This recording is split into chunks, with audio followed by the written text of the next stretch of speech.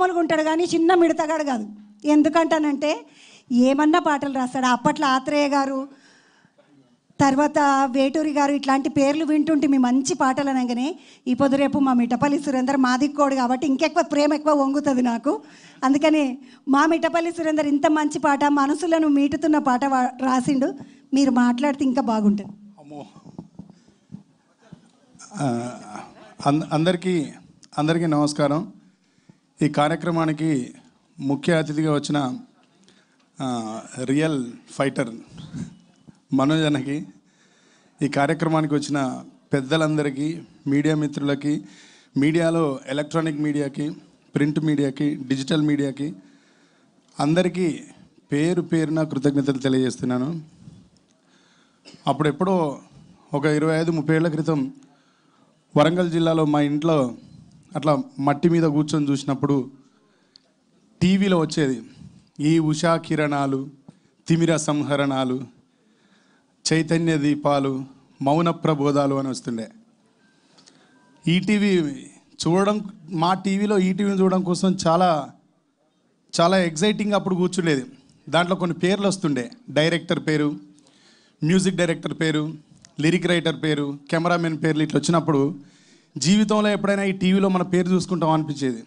అట్లాంటిది ఈనాడు బ్యానర్లో, ఈటీవీ విన్లో సురేష్ బొబ్బిలి సంగీత దర్శకత్వం, వేణు ఉడుగుల గారు సగ భాగస్వామి ఈ సినిమా నిర్మాణంలో, ఈటీవీ నిర్మాణంలో, బోస్ సాయిల్ కాంపాటి గారి దర్శకత్వంలో నేను ఫుల్ సాంగ్స్ ఈ సినిమాకు రాయడం అనేది జీవితంలో మర్చిపోలేని ఒక మైలురాయి, ఒక మేలురాయి నాకు ఇది.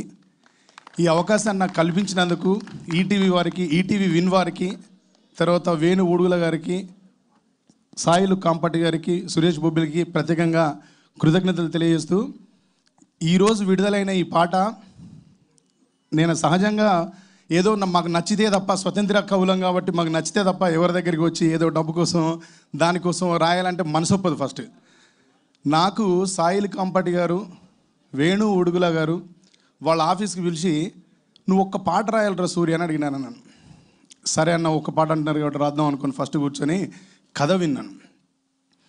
ఈ కథ విన్న తర్వాత, కథ అంతా చెప్పిన తర్వాత నాకు బోస్ గారు ఇది కథ కాదు, ఇది నిజంగా జరిగిన సంఘటన అన్నాడు. నన్ను చాలా హర్ట్ చేసింది ఆ సంఘటన. అది విన్నప్పుడు నా మనసు ఎంత గాయానికి గురైందో, అది నేను విన్నప్పుడు ఆ పాత్రధారి ఎవరైతే రాజు ఉన్నాడో, నిజంగా ఎవరైతే రాజు ఉన్నారో ఆయన లోపలికి ప్రవేశం చేసి ఈ పాట రాయడం జరిగింది. ఇచ్చంత్రాల ఈ ప్రేమ ఏ అంతరాలు ఎంచదమ్మా, మనసొక్కటే జన్మస్థానమంటూ కొత్త కథలాగా మొదలైతదమ్మా, బొట్టు పెట్టుకు చందమామ ఈ నేల మీద పుట్టెనమ్మా, అడుగు మోపుతుంటే గొడుగులాగా మారి పూల కొమ్మలు వంగేనమ్మా. ఇది ఈ పాటలో ప్రారంభం. దీంట్లో ఉన్న గ్రూప్ వాయిస్ ఏదైతే ఉంటుందో, ఈ గ్రూప్ వాయిస్కు ఉన్న బాణి, పల్లవిలో అనురాగ్ కులకర్ణి గారు వాయిస్ ఇచ్చే బాణి రెండు ఒకటే ఉంటాయి. యాక్చువల్గా పాట రాయడం చాలా తేలిక, కానీ ఒకే బాణీలో తక్కువ నిడివిలో 5-6 సెకండ్ల నిడివిలో లీడ్ తర్వాత మళ్ళీ సేమ్ ట్యూన్ రిపీట్ అవుతుంది. నాకు ఇచ్చంత్రాల ఈ ప్రేమ ఏ అంతరాలు ఎరుగదమ్మా, మనసొక్కటే జన్మస్థానమంటూ కొత్త కథలాగా మొదలైతదమ్మా.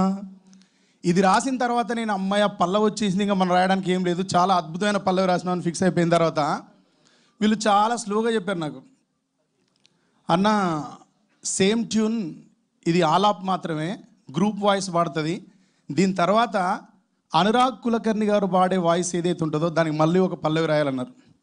ఒక పల్లవి లాక్ అయిపోయిన తర్వాత తిరిగి అదే ట్యూన్కి మెప్పించేలాగా పాట రాయడం, పల్లవి రాయడం అంటే సాధ్యమయ్యే పని కాదు. కానీ ఈ పాటలో ఆ పాత్ర నాకు బోస్ గారు చెప్పినప్పుడు నన్ను హర్ట్ చేసిన విధానం, ఆ పాత్ర నన్ను హంట్ చేసిన విధానం రాయించింది. అతని మనసులో ఉన్న మాటలన్నీ దీంట్లో పొదిగే ప్రయత్నం చేసినాను చిన్న నిడివిలో. అందాల ఓ ముద్దు గుమ్మ, గుండె గీసుకున్నదని బొమ్మ, ప్రాణమల్లే నాకు తోడు వస్తే నీకు రాసిస్తా ప్రతి ఒక్క జన్మ. నువ్వంటే చచ్చేంత ప్రేమ అది నీకు మాటల్లో చెప్పలేనమ్మా.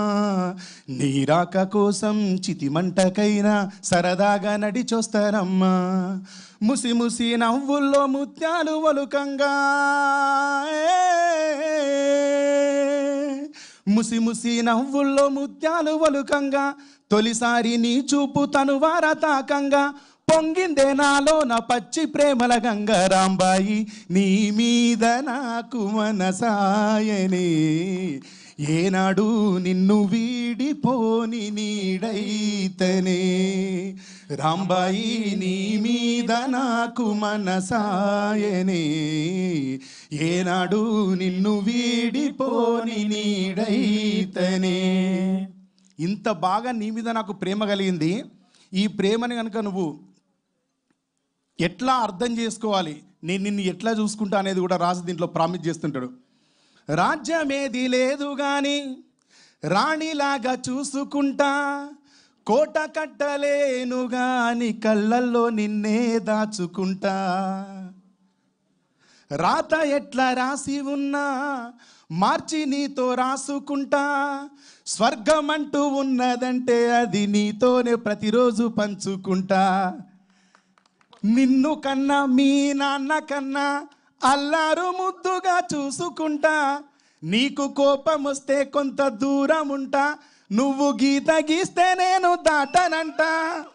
కంట నీరు కంటి రెప్ప దాటకుండా కాటుకై కావలుంటా. రాంబాయి నీ మీద నాకు మనసాయనే, ఏనాడు నిన్ను వీడిపోని నీడైతనే. కరెక్టేనా? మీరు నాకు అన్న మీరు కొట్టిన చప్పట్లు సరిపోలేదు నాకు. మీరు చప్పట్లు గట్టిగా కొట్టాలి, ఎందుకంటే